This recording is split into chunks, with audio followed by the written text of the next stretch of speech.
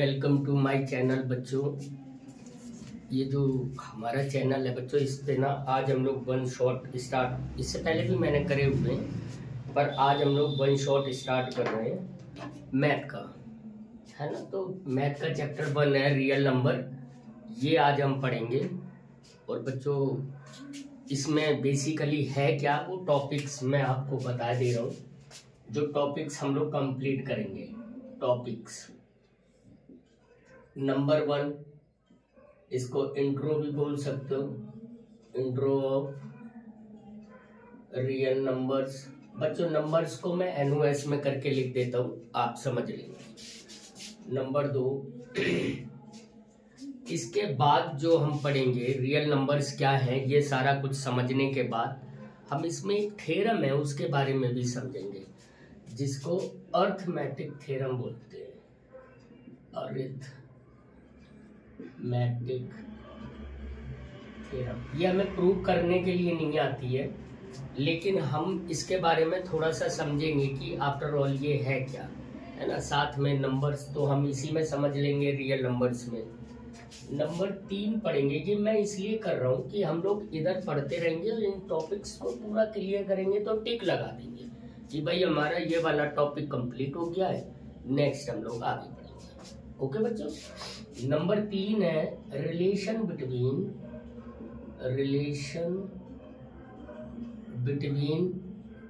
HCF, LCM and product of two numbers. ठीक है, तीसरी चीज तीसरा टॉपिक हम ये पढ़ेंगे। और बच्चों चौथी चीज जो इसमें हम पढ़ेंगे, चौथी चीज बच्चों इसमें हम ये पढ़ेंगे कि जो प्रूवमेंट है, किसकी, प्रूविंग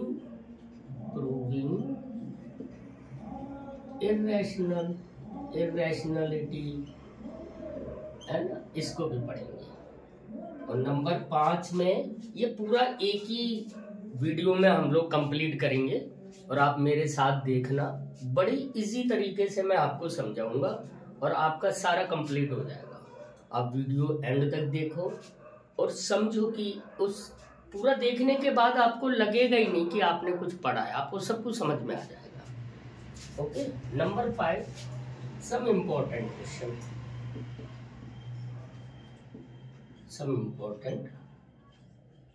क्वेश्चंस ये करेंगे बच्चों। तो ये वाला टॉपिक, मतलब ये वाला जो पोर्शन है, ये आप ऐसे ही बना रहे हैं, तो इसको हम पढ़ेंगे इसके आगे से, यहाँ से पढ़ेंगे। ठीक है। तो जैसे कि बात हो रही है बच्चों रियल नंबर्स की, है ना, रियल नंबर्स। बच्चों एक बात समझो, रियल नंबर कुछ भी नहीं है। हिंदी में इसको रियल नंबर को बच्चों वास्तविक संख्याएं बोला जाता है। क्या बोला जाता है? वास्तविक संख्याएं। तो मैं थोड़ा सा हिंदी में समझा देता हूँ, जो मेरे बच्चे जो हिंदी मीडियम लिए होंगे उनके लिए आसानी हो जाएगी समझ में। लेकिन ऐसा कुछ नहीं है कि मैथ में उनको बहुत ज़्यादा दिक्कत होती है। कुछ एक वर्ड्स होते हैं जो उनको समझ आ जाए तो वो चाहे मीडियम कोई सा भी हो वो समझ लेते हैं, है ना। इनको क्या बोलते हैं? Real numbers. और ये ना 2 तरह के होते हैं, वास्तविक संख्याएं 2 तरह की होती हैं। एक को हम अपरमेय बोलते हैं, एक को परमेय बोलते हैं, यानी इंग्लिश में उसे बोलेंगे रेशनल एंड इर्रेशनल। ये 2 तरह के होते हैं, एक रैशनल नंबर्स और दूसरे होते हैं इर्रेशनल नंबर। रैशनल नंबर मैं आपको बेसिक कॉन्सेप्ट्स यहाँ पे बता दे रहा हूँ, बाकी तो इसकी जो बाकी वीडियोस पड़ी हुई हैं आप उनमें देख सकते हो। प्रॉपर इसका हम लोगों ने वीडियो बनाया हुआ है, तो आप वहां से देख सकते हो अगर आपको प्रॉपर पढ़ना है। ओरली या रफली जिसको हम बोलते हैं, थ्योरेटिकली आप ये समझ लो कि रेशनल नंबर वो नंबर होता है जिसको PYQ की फॉर्म में लिख सकते हैं। और हियर क्या होगा, यहाँ पर Q is not equal to 0 होगा, क्योंकि बच्चों अगर कोई नंबर जैसे 2/0 लिख दिया तो इसका ये जो आंसर होगा ये इनफाइनाइट हो जाएगा या अनडिफाइंड हो जाएगा, इसलिए कभी जीरो नहीं लगाएंगे, क्योंकि जीरो हो गया तो अनडिफाइंड हो गया, अनडिफाइंड हो गया तो मतलब हम उसको डिफाइन ही नहीं कर सकते, या अनलिमिटेड हो जाएगा, जो भी आप समझना चाहो। ठीक है बच्चा, तो क्यों जीरो नहीं होता यहाँ पे।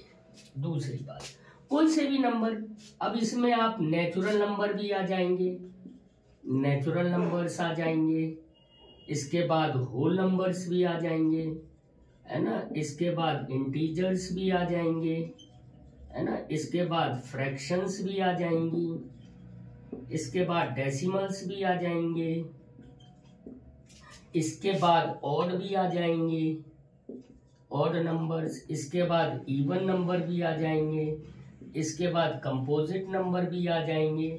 तो बच्चों क्या समझा आपने कि जो आपने प्रीवियस ईयर में जो ये नंबर्स पढ़े थे, इन्हीं सारे नंबरों को तो हम नंबर सिस्टम करके पढ़ते थे पहले। आपने 9th में जो पढ़ा है, बेसिकली 9th में थोड़ा थोड़ा ये भी पढ़ा है, लेकिन 9th में पढ़ा तो आपने नंबर सिस्टम यही है, तो ये सारे कुछ वो हो जाएंगे। अब दूसरे जो इर्रेशनल है, ये कौन कौन से हैं, इनको समझो। इर्रेशनल आपको ये समझना है कि अगर रूट के अंदर कौन सा प्राइम नंबर, प्राइम नंबर एक, तो ये रैशनल होगा, याद रखना।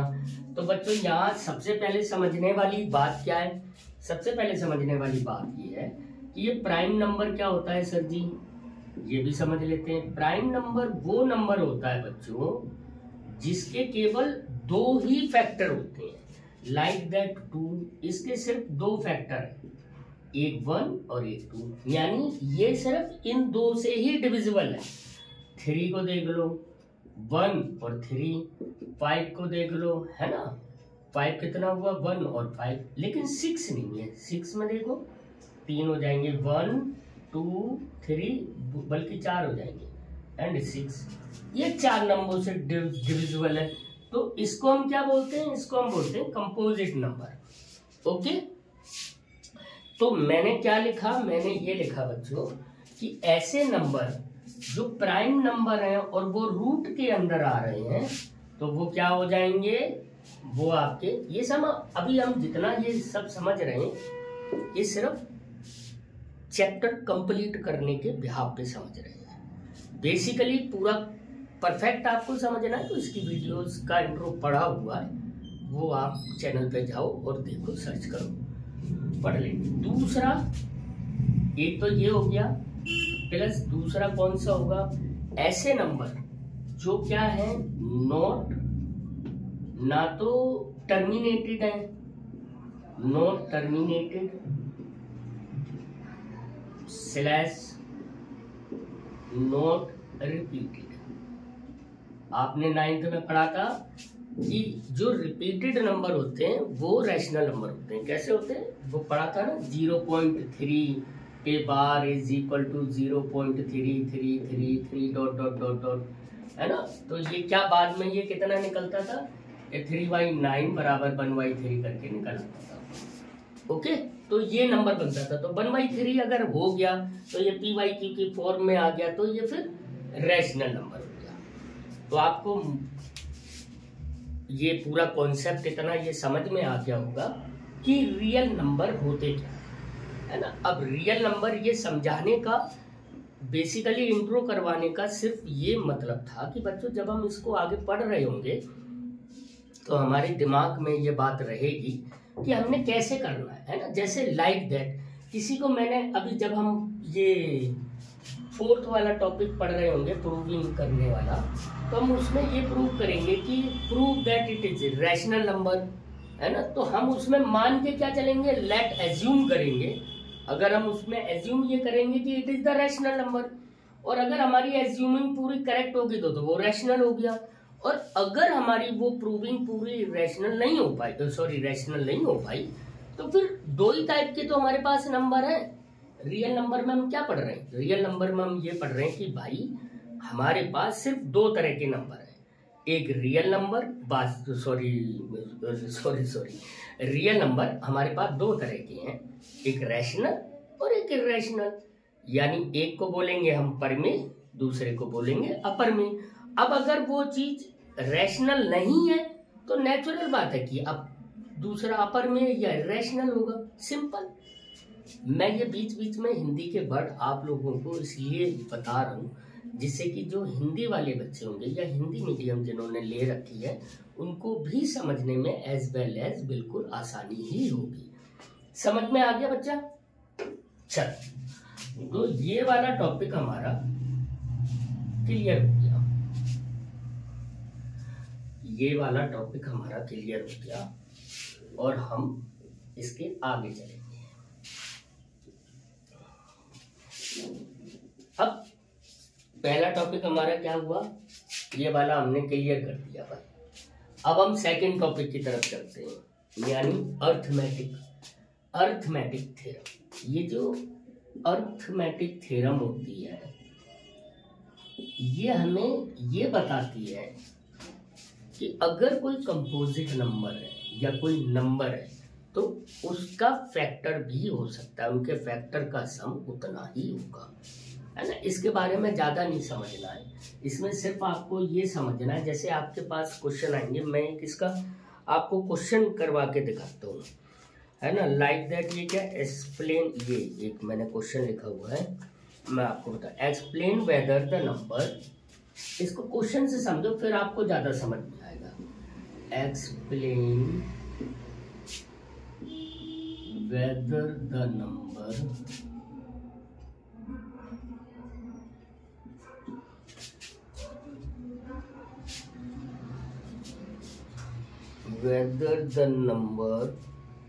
क्या है, 3 into 5 into 13, 3 into 5 into 13 into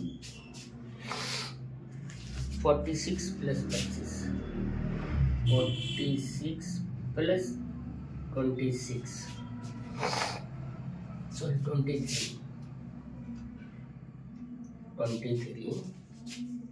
is a prime number, is a prime number or a composite number।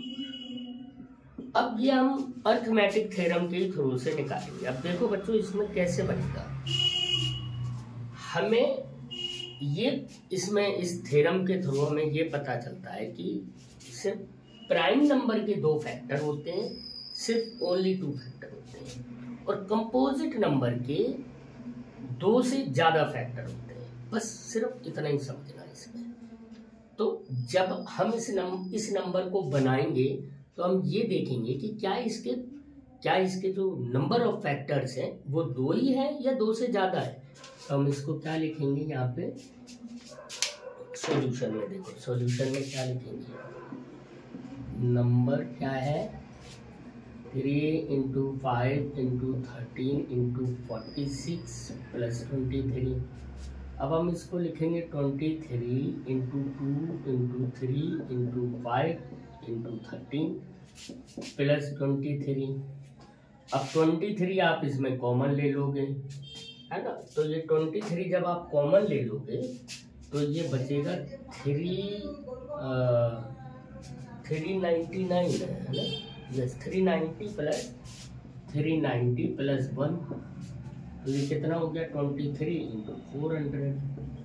अब देखो ये 400 आ गया, इसके फैक्टर कई सारे होंगे, तो इट इज क्या लिखोगे, ये 23 क्या है, हम हमेशा करते प्राइम फैक्टराइजेशन है। कौन सी करते हैं, prime factorisation.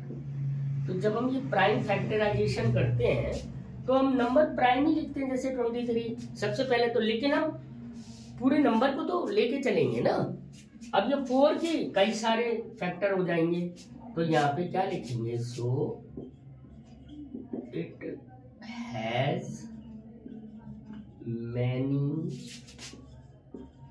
Factors that it is a composite number. ये कौन सा नंबर हो गया, कंपोजिट नंबर हो गया। ये आपको समझ में आया। थोड़ा सा आप अपनी बुक में देखोगे, इसमें देखोगे तो आपको समझ में आ जाएगा कि जो फैक्टराइजेशन करवाई गई है वो सिर्फ इसी थ्योरम के थ्रू से करवाई गई है। इसमें बहुत बड़ा कुछ भी इशू नहीं है। अब नेक्स्ट चीज पढ़ते हैं। ये वाला टॉपिक भी हमारा कंप्लीट हो गया। नेक्स्ट टॉपिक है बच्चों, ये वाला भी हमारा टॉपिक कंप्लीट हो गया। तो नेक्स्ट टॉपिक है रिलेशन बिटवीन, अब देखते हैं किसके between, HCF and LCM and numbers. तो ये एक रिलेशन बनता है बच्चों, क्या है, इसको आप फॉर्मूला भी बोल सकते हो। ये फॉर्मूला आपको दिया गया है। ये फॉर्मूला ये है, LCM multiply by HCF is equal to product of two numbers. ये हमारे पास एक फॉर्मूला है, ये रिलेशन है कि अगर किन्हीं दो नंबर, जैसे मानना हमने कोई से भी दो नंबर ले लिए, अगर हम उनका एलसीएम निकाल लें, उनका एचसीएफ निकाल लें और उन दोनों को मल्टीप्लाई कर दें, तो वो जो दोनों नंबर होंगे उनके मल्टीप्लाई के बराबर ही होंगे।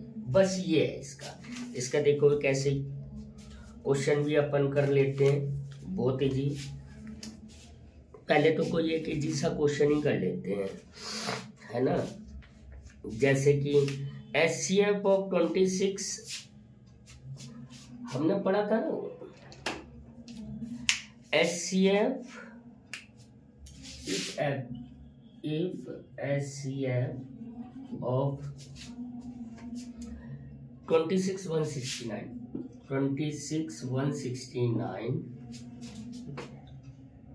is equal to 13, है ना। then LCM, then find the LCM, है ना बच्चों। तो इसमें हमें क्या निकालना है वो निकालना। अब देखो बच्चों एक चीज हमें सबसे पहले जब हम सॉल्यूशन करते हैं ना बच्चा, आपको समझना ये कि आप सॉल्यूशन कैसे करते हो। क्वेश्चन बहुत इजी होता है, कुछ नहीं होता अगर आप कायदे से करो उसको। आप उसमें से चीजें जो आपको गिवन है आप सबसे पहले वो लिखो, आपको आधा समझ में आ जाता है क्वेश्चन ये करना कैसे है। बस सेम देखो, यहाँ हमें एचसीएफ कितना दिया है, एचसीएफ बराबर दिया है 30, कोमा नंबर्स कौन कौन से दिए, नंबर्स दिए 26 एंड 169, और आपको क्या एलसीएम पूछा गया है। अब क्या आप देखो, ये आपको 1 2 3 4 चीजें हैं और यही इसी फॉर्मूले में पुट हो रही हैं। तो क्या हम इसको ऐसे नहीं कर सकते, सिंपल हमारे पास पूरा फॉर्मूला है। बिकॉज ऑफ क्या लिखेंगे हम, LCM into HCF is equal to क्या होता है बच्चों, प्रोडक्ट ऑफ नंबर्स। आपको कुछ करना ही नहीं है, आपको निकालना कुछ नहीं है। एक नंबर का क्वेश्चन है, बहुत इजी होते हैं इस टाइप के।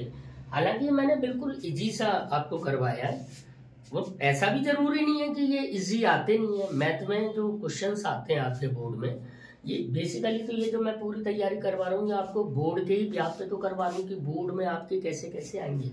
अभी हम इसका जो ये सब इम्पोर्टेंट क्वेश्चन वाला पार्ट उठाएंगे उसमें करेंगे कुछ इम्पोर्टेंट क्वेश्चंस, ठीक है। तो क्या हमने करा, अब यहाँ पे हमने पुट कर दिया। देखो एलसीएम हमारे पास है नहीं क्योंकि वही पूछा गया है, एचसीएफ हमें 13 दिया है, बराबर प्रोडक्ट ऑफ नंबर्स क्या हो जाएंगे, एक 13 है एक 169 है। अब सिंपल सी बात है कि अगर आपसे एलसीएम पूछा गया तो आप एलसीएम रखोगे, इस 13 को इधर ले आओगे। यहाँ पे 13 नहीं है बच्चों, यहाँ पे 26 है ना। तो हम क्या लिखेंगे, 26 इंटू 169, पहले इक्वल टू के बाद जो भी नंबर्स होते हैं वो लिख लेते हैं, नीचे 13 आ गया, 13 से ये 2 बार कट गया। तो एलसीएम इज इक्वल टू कितना हो गया, 2 9 जा 18 का 8, 1 कैरी करा, 2 6 जा 12 और 1 3 का 3, 13 हो गया, 1 कैरी करा, 2 1 जा 3 3 8। तो एलसीएम इसका कितना आया बच्चों, 3 3। समझ में आ गया ना कि रिलेशन काम कैसे करता है। आपको एचसीएफ पूछा जा सकता था, आपसे एलसीएम पूछा जा सकता था, आपसे नंबर्स में से कोई एक नंबर पूछा जा सकता था। मान लो आपको एलसीएम दे दिया जाए, एचसीएफ दे दिया जाए और एक नंबर दे दिया जाए तो आप दूसरा नंबर निकाल लोगे। सिंपल है ना, समझ में आ गया। 4 चीजों में से कोई सी भी 3 चीजें दी हैं आपको, आप फॉर्मूले में पुट करोगे और आपका आंसर आ जाएगा, फटाक से आप आंसर निकाल दो। तो इसमें कुछ ऐसा समझने और मतलब बहुत ज्यादा लोड वाली चीज नहीं है। आपको समझ में आ रहा है। एलसीएम को बच्चों और एचसीएफ को, एलसीएम को लघुत्तम समापवर्तक कहते हैं, एचसीएफ को महत्तम समापवर्तक कहते हैं, प्रोडक्ट को क्या बोलते हैं, मल्टीप्लाई बोलते हैं या गुणन बोलते हैं, गुणनखंड बोलते हैं या गुणज नहीं गुणनखंड। ठीक है, तो समझ में आ गया ना। तो इसमें भी बहुत ज्यादा इशू वाला कोई मैटर नहीं है, आप बहुत आराम से इसको कर सकते हो। आई थिंक कि जो मैं पढ़ा रहा हूँगा, जो पढ़ा रहा हूँगा नहीं बच्चों, जो मैं पढ़ा रहा हूँ, मुझे आई होप कि आपको समझ में आ रहा होगा।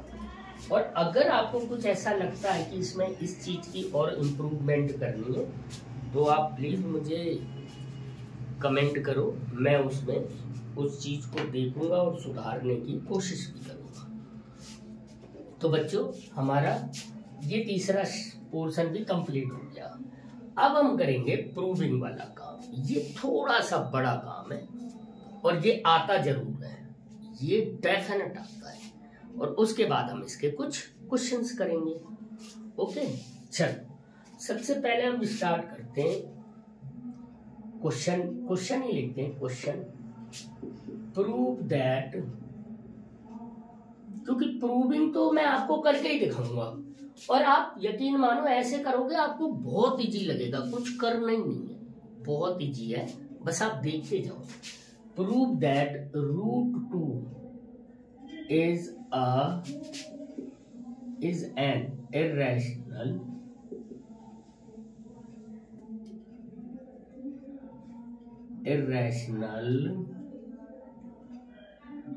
नंबर। आपको ये प्रूव करना है बच्चों कि ये इरेशनल नंबर है ना। चलो मैंने बताया था, देखो एक तो नंबर देख के हम ऑलरेडी समझ ही जाते हैं कि ये इरेशनल है। मैंने आपको बताया था कि हमने क्या देखना है इरेशनल के बारे में समझना, तो हमें पता है कि अंडर रूट के अंदर अगर कोई प्राइम नंबर है तो वो इरेशनल है। देखो प्राइम नंबर हमारे कहाँ से स्टार्ट होते हैं बच्चों, 2 से। तो सबसे स्मॉलेस्ट प्राइम नंबर इज 2, ये याद रखना, ठीक है। तो ये प्राइम नंबर है तो ये रैशनल होगा क्योंकि अंडर रूट में है। अब हम यहाँ पे इसका सॉल्यूशन करते हैं। देखो एज्यूम्ड दैट, हमने हिंदी वालों को बता ही रखा है कि जो इरेशनल होता है इसका क्या मतलब होता है, अपरिमेय। सिद्ध, ये क्वेश्चन आपका आएगा, सिंपल ही आएगा।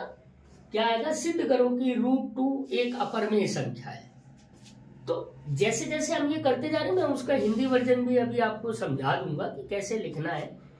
तो बहुत बड़ा वो है ना, एज्यूम्ड का मतलब होता है माना कि, लेट है ना, ये सब एज्यूम दैट। हम सबसे पहले इसको करने का तरीका मैं आपको समझा दूं। पहले हम फिर करते हैं, पहले हम समझ लें इसको। मैं समझाऊंगा क्या कि √2 हम इसको ये मानेंगे कि ये ना एक रैशनल नंबर है, और अगर रैशनल नंबर है तो वो p/q की फॉर्म में होगा। लेकिन जब हम सारा करते चले जाएंगे तो हम उसमें ये दिखाएंगे, इसको हम को प्राइम भी मानेंगे। को प्राइम नंबर क्या होते हैं ये अभी समझो। को प्राइम नंबर का मतलब होता है बच्चों, को प्राइम नंबर की, जैसे मान लो कोई 2 नंबर है, लाइक दैट 4 and 3 या 2 and 3, या ऐसे भी लिखे हो सकते हैं 4/3। तो ये सिर्फ 1 से ही डिविजिबल हो सकते हैं, इनको को प्राइम नंबर बोलते हैं। 2 ऐसे सेट या एक ऐसा सेट जो सिर्फ 1 से ही डिविजिबल हो, उसको हम को प्राइम नंबर बोलेंगे। तो को प्राइम नंबर होने का मतलब इसमें हम यही बताएंगे कि ये 1 से डिविजिबल है या और भी नंबर से डिविजिबल है। अगर ये और भी नंबर से डिविजिबल है तो ये को प्राइम नहीं है, अगर को प्राइम नहीं है तो ये रैशनल नहीं है, और रैशनल नहीं है तो आगे का पढ़ेंगे, करेंगे और देखेंगे, समझेंगे। ठीक है बच्चों, चलो। अच्छा, एक छोटी सी रिक्वेस्ट, जिन बच्चों को ये चैनल समझ में आ रहा है, पढ़ाई भी समझ में आ रही है, उनसे रिक्वेस्ट है कि प्लीज़ लाइक एंड सब्सक्राइब जरूर करें, अपने दोस्तों को भी ये शेयर करें और उनको जिनको इसकी ज़रूरत है उनको दें, वीडियो शेयर करें, जिससे कि उनका भी भला हो। Assume that √2 is a rational number। हमने सबसे पहले क्या माना कि एक रैशनल नंबर है, तो अगर हमने ये माना तो √2 p/q की फॉर्म में लिख लेंगे। यहाँ पे क्या लिखेंगे, here p and q are the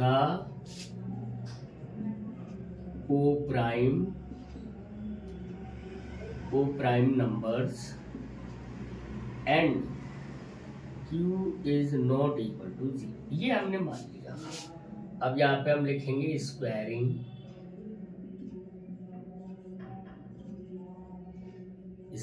that, इसको स्क्वायर करा तो √2 का square is equal to p square upon q square. √2 का स्क्वायर बच्चों 2 हो जाता है, तो p square upon q square. q square को इधर ले गए, रूट को इधर ले आए, तो q square is equal to p square by 2।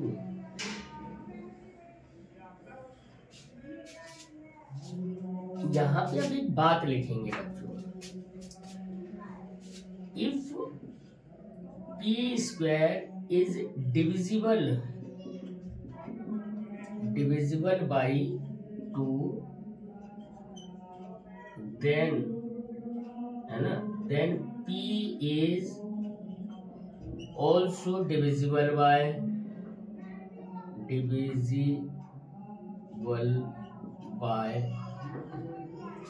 और इसको मान लेंगे इक्वेशन नंबर 1। यहाँ पे ही मैंने ये लिखा बच्चों कि अगर p स्क्वायर 2 से डिविजिबल है, ये भी अर्थमेटिक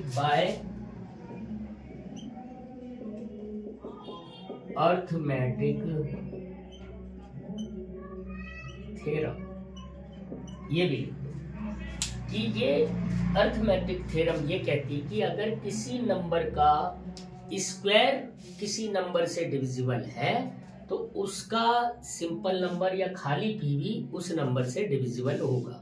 जैसे 25 अगर 5 से डिविजिबल है तो 5 भी 5 से डिविजिबल होगा, ये यहाँ पे कहने का मतलब है। अब यहाँ पे हम नेक्स्ट सेम अब ऐसे ही एक कॉपी पेस्ट करना। अब यहाँ पे मानेंगे लेट, अब हम यहाँ पे ना p को 2m मान लेंगे, let p is equal to 2m, है ना। जब हमने ये लिखा तो √2 is equal to 2m upon q। अब यहाँ पे फिर लिखेंगे स्क्वायरिंग, नीचे लिखो स्क्वायरिंग बोथ साइड, है ना, दोनों तरफ हमने स्क्वायरिंग करी तो क्या हुआ, √2 का square is equal to 2m upon, मैं डायरेक्टली लिख देता हूँ बच्चों, जगह बोर्ड पे थोड़ी कम है तो एक स्टेप मैं करे ले रहा हूँ, आप चाहो तो डायरेक्ट करना, ठीक है। तो मैंने ये लिख दिया 4m square upon q square. अब ये q स्क्वायर को उधर ले जाएंगे तो 2 into q square is equal to 4m square. तो अब देखो जब हम m स्क्वायर निकालेंगे, m square is equal to 2q square upon 4, 2 से ये 4 कट गया 2 टाइम, तो बच्चों ये क्या आ गया, m square is equal to q square by 2। यानी अब हमने एक चीज आपको ये दिखा दी कि जो हमने p और q माने थे, ये यहाँ पे p भी 2 से डिविजिबल है और q भी 2 से डिविजिबल है। अब समझ में आया, को प्राइम q माना था। अब यहाँ पे लिखेंगे सेम वही लिखेंगे, इफ q स्क्वायर इज, इसको इक्वेशन नंबर पहले 2 मान, if q square is divisible by 2, then q is also divisible by 2। Okay, by arithmetic theorem, arithmetic theorem. अब ये क्या हुआ बच्चों, ये बात हमने यहाँ पे प्रूव कर दी कि अगर हम कोई सा भी एक नंबर लेके चले, उसको हमने जो एज्यूम करा था वो हमारी एज्यूमिंग गलत हो गई, है ना। जैसे हम किसी चीज को मान के चलते हैं, मान लो ये मेरा मार्कर है और ये मैं मान के चल रहा हूं कि मैंने ये बोला कि माना कि ये पीले कलर का है, येलो कलर का है। अब मैंने जो मानने के साथ इसके साथ जो भी एक्सपेरिमेंट करा उसमें ये निकला ही नहीं कि ये पीले कलर का है, और कलर हमारे पास दो ही हैं, एक पीला और एक काला। तो नेचुरल बात है कि अगर ये पीला नहीं है तो फिर काला ही होगा, नेचुरल, ठीक है। वही यहाँ पे हम लिखेंगे। अब उसको लिखने के लिए बच्चों मुझे थोड़ा सा इरेज करना पड़ेगा, है ना, या नहीं कोई बात नहीं, मैं यहाँ इसके नीचे इसका वो नहीं ज्यादा नीचे हो जाएगा, मैं ये आप लोगों ने उतार लिया होगा, इसको पॉज करके आपको अगर उतारना है तो आप उतार लें और फिर लिखें, है ना। अब मैं यहाँ पे लिखे देता हूँ,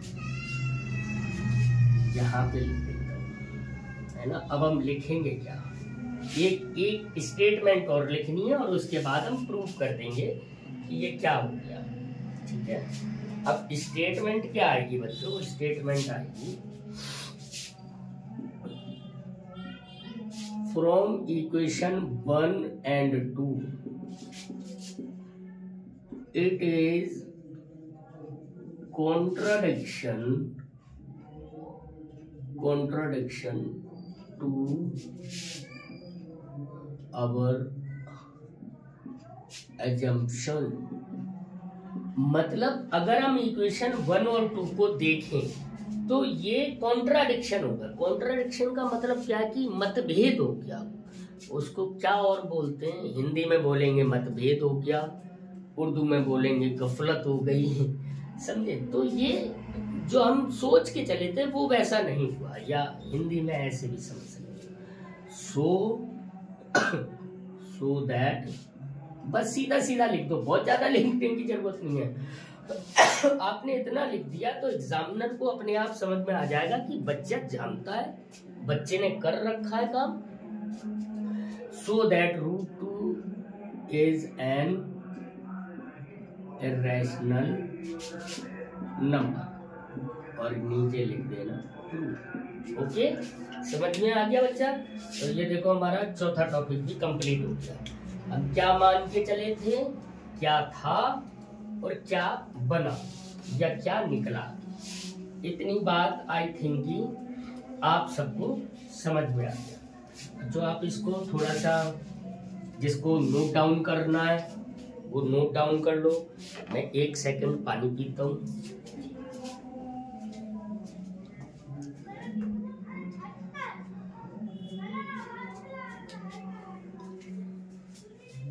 चल, तो हमने ये 4 टॉपिक कंप्लीट कर लिए, ये 4 टॉपिक रियल नंबर्स के हमने कंप्लीट कर लिए। अब हमारे पास है सब इम्पोर्टेंट क्वेश्चन वाला टॉपिक। अब हम थोड़ा सा इसको भी कंप्लीट करेंगे, ठीक है, लास्ट वाला। हालांकि हमने 1-2 क्वेश्चन कर भी रखे बट फिर भी करते हैं। एक क्वेश्चन में लिखता हूं, आप भी समझो। The HCF and LCM question है। The HCF and LCM of 2 numbers are 33 and 264 respectively, ठीक है। When the one number is divided by 2, the quotient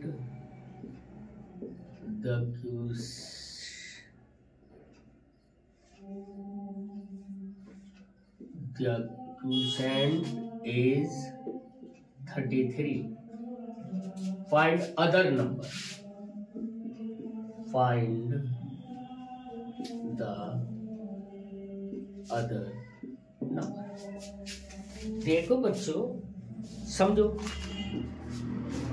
अब ये वाले इस वाले में से रिलेशन वाला है ना, जो हमने रिलेशन पढ़ा था। रिलेशन हमने क्या पढ़ा था? रिलेशन में हमने ये पढ़ा था कि अगर हमारे पास दो नंबर है, कोई से भी दो नंबर है, उनका हम एलसीएम निकाल लें, उनका एचसीएफ निकाल लें, तो जो उन दोनों का मल्टीप्लिकेशन होगा वही उन दोनों नंबरों का जो मल्टीप्लिकेशन होगा बराबर होगा। तो सिंपल है ना। तो यहाँ पे सबसे पहले तो अच्छा, लेकिन साथ में इन्होंने दूसरा नंबर, एक नंबर पूछा और एक नंबर के बारे में। यहाँ पे देखो, पहले क्वेश्चन पढ़ते हैं। The HCF and LCM of two numbers are 33 and 264 respectively. मतलब पहला एचसीएफ है, दूसरा एलसीएम है। रिस्पेक्टिवली का मतलब क्या होता है कि लाइन से। When the one number is divided by 2, अगर हम पहले नंबर को या एक नंबर को डिवाइडेड करें 2 से, तो क्यूसेंट इज 33। तो उसका जो भागफल आता है वो कितना? 33 है।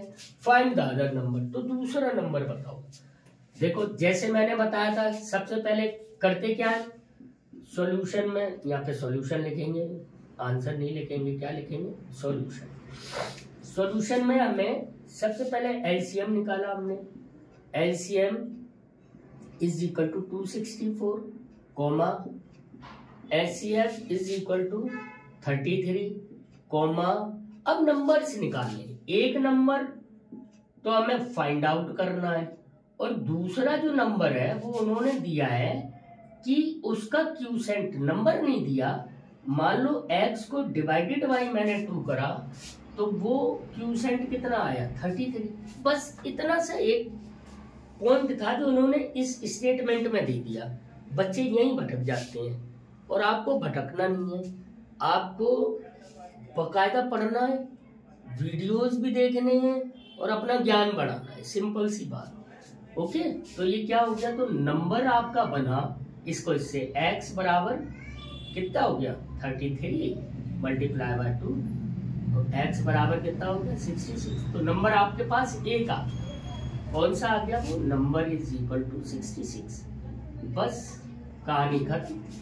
इतना अगर आपने कर लिया तो आपने सवाल निकाल ही दिया। अब आप क्या करोगे?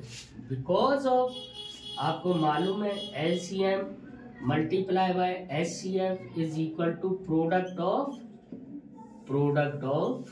To numbers. बस एलसीएम कितना है? 264, एचसीएफ कितना है? 33।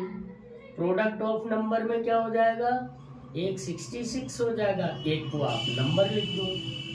तो such that number is equal to 264 multiply by 33 upon 66। इससे ये कट गया 2 टाइम, 2 से ये कट गया 132। So number is 132। Is it correct? अब आप लिख दो, ये सॉल्यूशन हो गया। क्या लिखोगे यहाँ पे? So the other number is क्या होगा? 132। अच्छा बच्चों, एक बात बतानी थी आपको कि जब आप वहाँ पे बोर्ड में, बेसिकली हम लोग बोर्ड की तैयारी कर रहे हैं, आप जब बोर्ड में ये सारा लिख के आओगे ना, तो लास्ट में जो सोल्यूशन निकाल लेते हो, आंसर आप यहाँ पे ही आंसर करके मत छोड़ देना। ओके, आप ये पूरी स्टेटमेंट के साथ लिख के आना। नंबर अच्छे मिलते हैं, एग्जामिनर खुश होता है और सरकार खुश। एग्जामिनर का मतलब क्या हो गया? सरकार खुश तो आप खुश। इसलिए याद रखना, so that the other number is G. एक लाइन लिखनी होती है बच्चा, अपने अच्छे के लिए हमें सब कुछ करना होता है और एग्जैक्टली हमें जैसा पढ़ाया जाता है, जैसा आपको समझाया जाता है, आपको वैसा करने में क्या परेशानी? आप करो, आपको तो उसके एवज में नंबर मिल ही रहे हैं ना बच्चा। चलो, वेरी गुड। ये सब समझ लिया। अब अगला ही क्वेश्चन और करते हैं।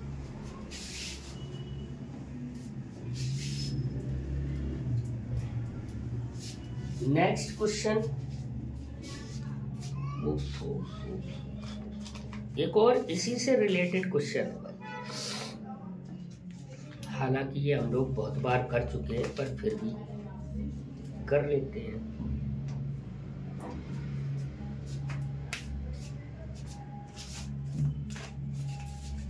Question, if the HCF 144, 180 is equal to 13m minus 3, what is the value of m? m की वैल्यू निकालनी है बच्चों।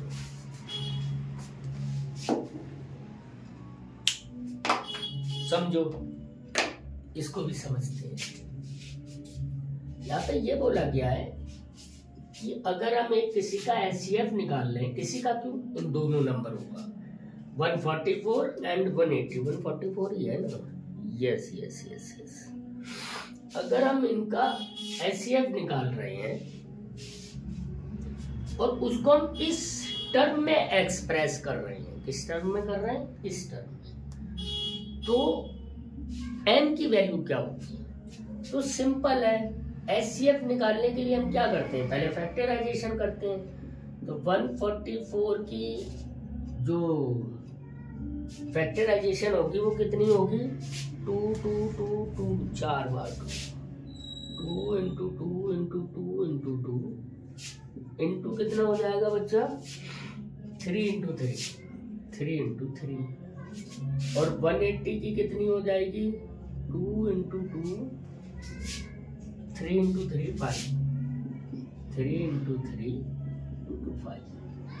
तो इनके कॉमन फैक्टर, HCF क्या होता है, कॉमन फैक्टर आपको 6th 5th में पढ़ाया गया था, समझाया गया था कि कॉमन निकालने हैं। तो एक कॉमन फैक्टर्स ये इसीलिए कॉमन निकलवाए जाते थे कि आपको HCF निकालना आ जाए। तो कॉमन फैक्टर हो गए 2 इंटू 2 इंटू 3 इंटू 3। सॉरी बच्चों, आजकल जुकाम हो रखा है ना, तो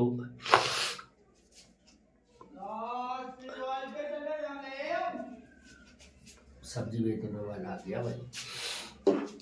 तो ये कितना हो गया, कॉमन फैक्टर्स हो गए आपके। तो HCF बराबर हो गया 36।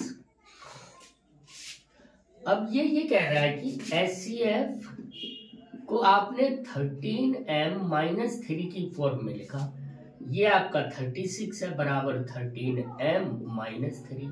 इसको इधर ले आओ, 36 प्लस 3 बराबर 13m। 13 को इधर ले आओ तो 39 अपॉन 13 बराबर m, तो 3 बराबर m। तो कुछ एक क्वेश्चन इस तरह के भी आते हैं। तो बच्चे आपको आई थिंक की समझ में आया होगा। अब इसमें ये हो जाता है कि आपके नंबर्स हो सकता है आगे पीछे चेंज हो जाए, कुछ भी हो, तो आपने करना ऐसे है ना। लगभग आपको समझ में आ जाएगा कि ये क्या करना है। ओके, आई थिंक, या मैं सोचता हूं कि आपको समझ में आ रहा होगा। मैं ऐसी उम्मीद कर सकता हूं कि आप सही सा समझ रहे होंगे। साथ के साथ आपसे रिक्वेस्ट भी करते हैं कि आप इसको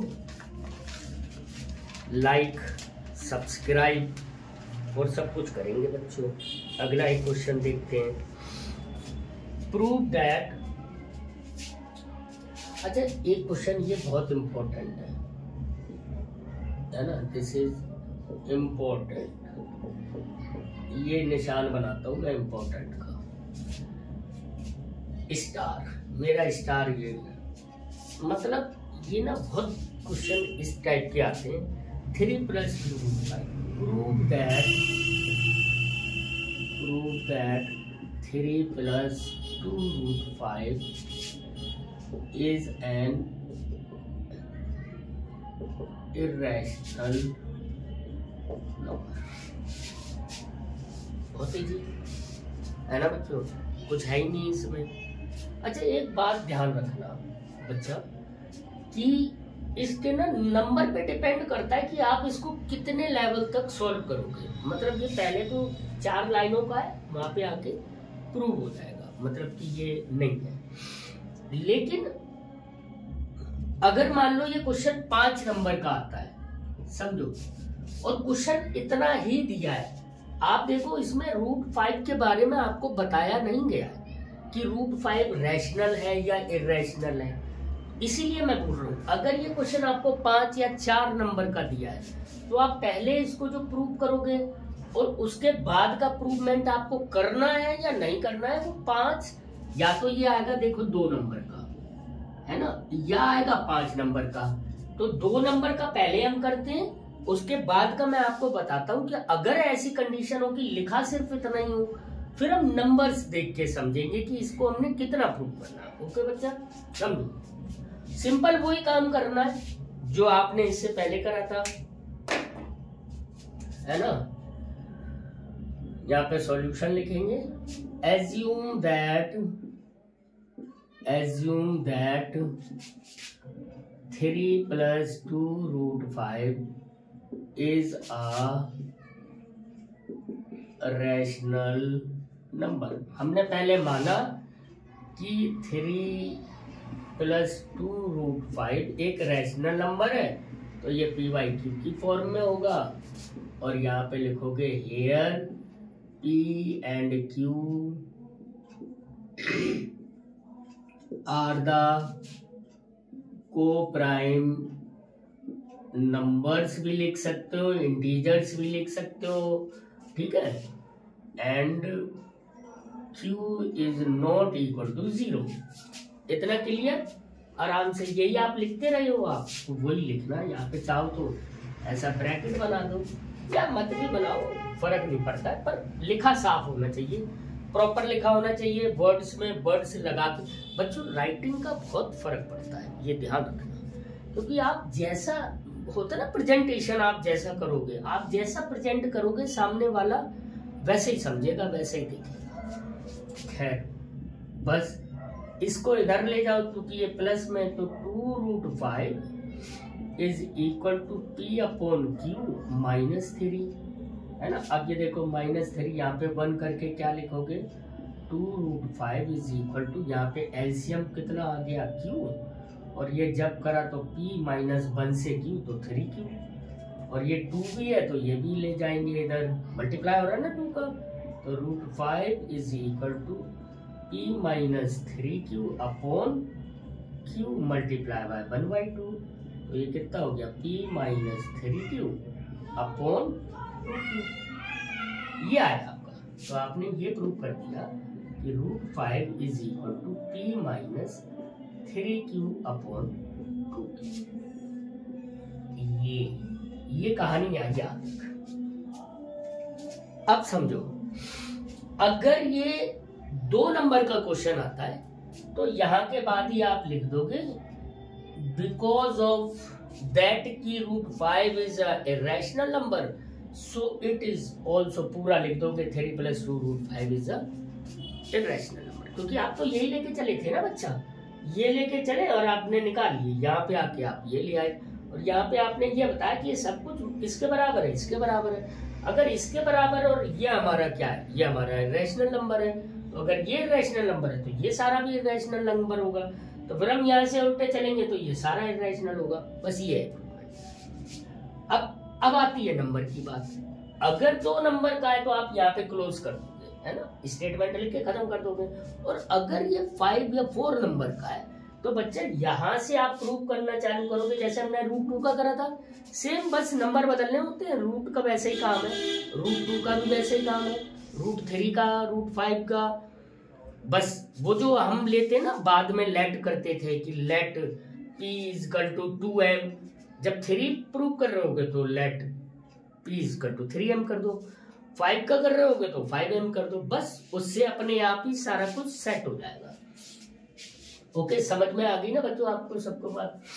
तो क्या लिखोगे, यहाँ पे ये लिखोगे बिकॉज ऑफ वी नो, क्या हम जानते हैं कि √5 इज एन इरेशनल नंबर, यानी √5 एक अपरिमेय संख्या है। तो अगर √5 एक अपरिमेय संख्या है तो ये पूरा ही सो दैट क्या लिखोगे, 3 + 2√5 is also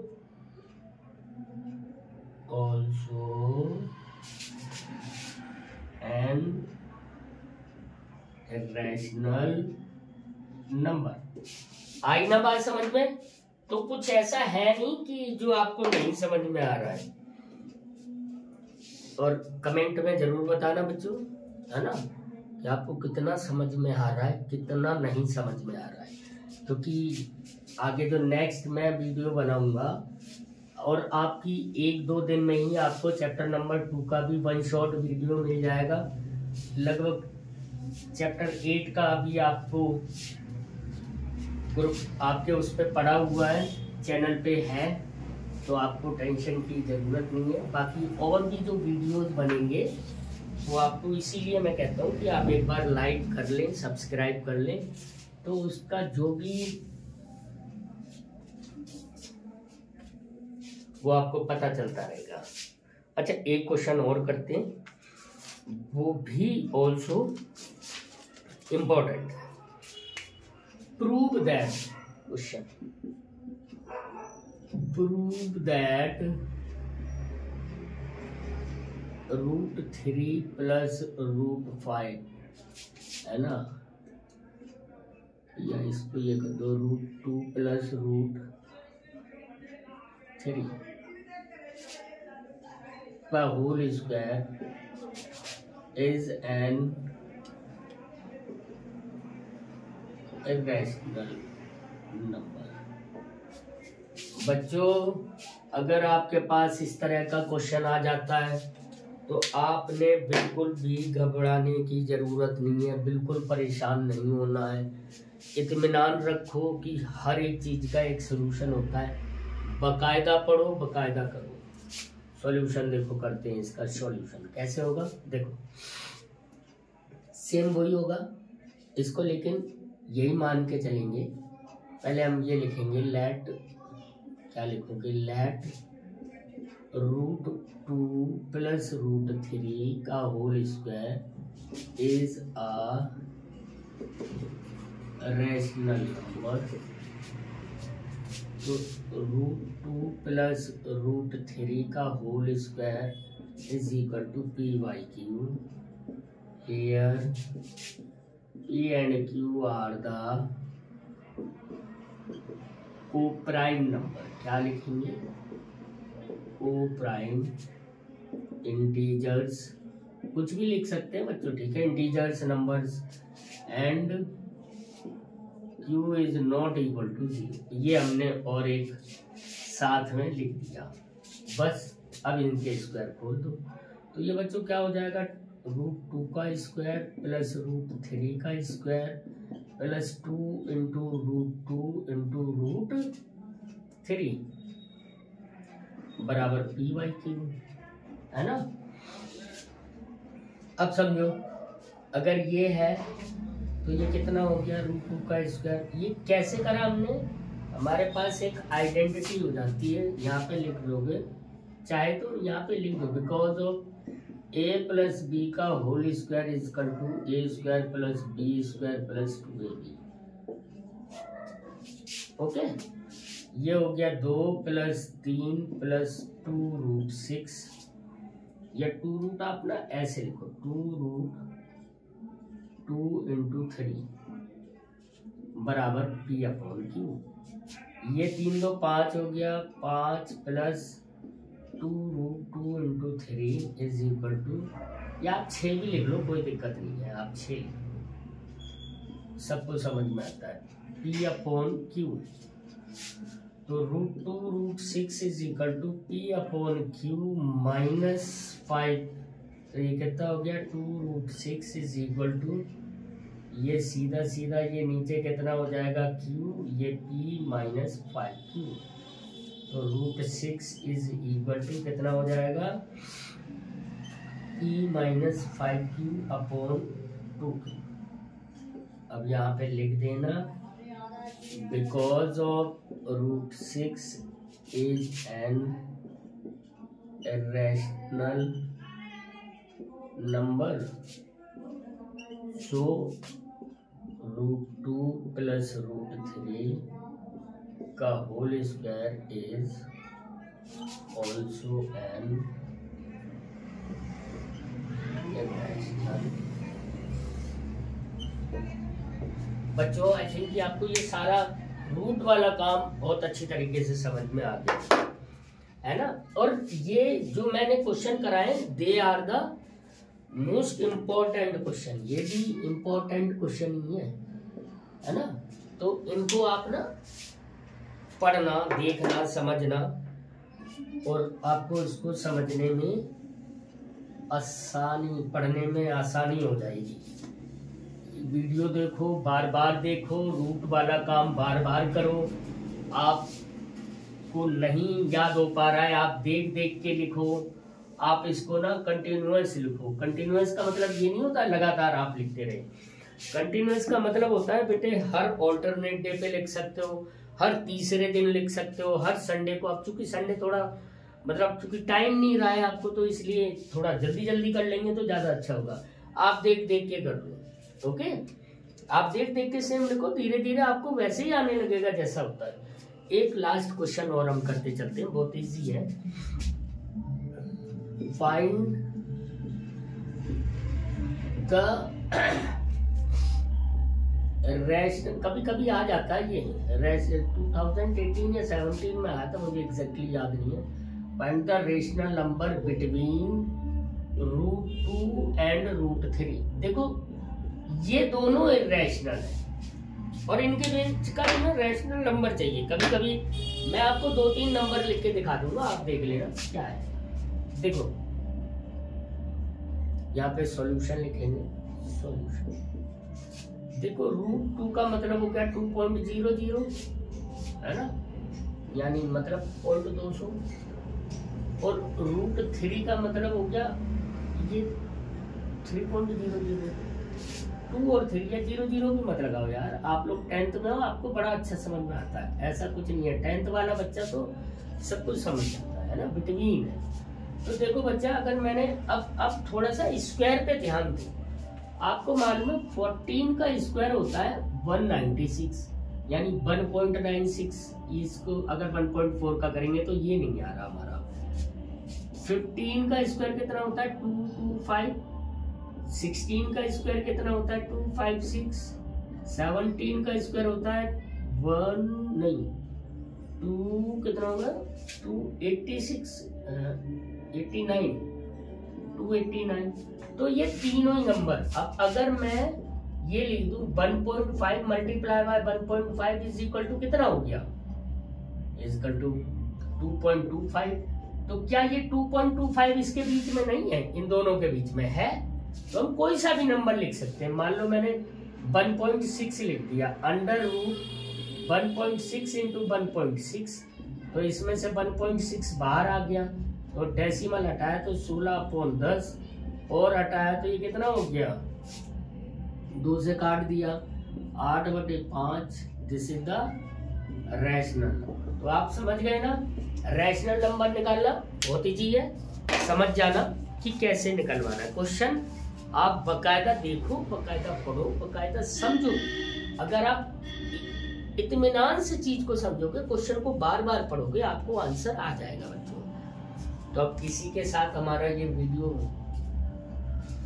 क्लोज होता है, खत्म होता है, मतलब यहाँ पे कंप्लीट हो जाता है, खत्म क्यों बोलेंगे, कंप्लीट हो जाता है। तो मैंने ये जो हमने पूरा इसमें क्या पढ़ा, ये सारे टॉपिक्स हमने कंप्लीट करे। इंट्रो ऑफ रियल नंबर्स करा, अरिथमेटिक थ्योरम के बारे में समझा, relation between the HCF LCM के बारे में समझा, कुछ प्रूविंग वाले क्वेश्चन भी करें और सब इम्पोर्टेंट क्वेश्चन जैसे ये क्वेश्चन या इससे पहले वाले जो क्वेश्चन करे थे वो भी करें। तो बच्चों बस ये है कि आप स्वस्थ रहिए, पढ़ते रहिए और ध्यान लगाइए और साथ के साथ हमें लाइक एंड सब्सक्राइब भी करते रहिए। Thank you so much.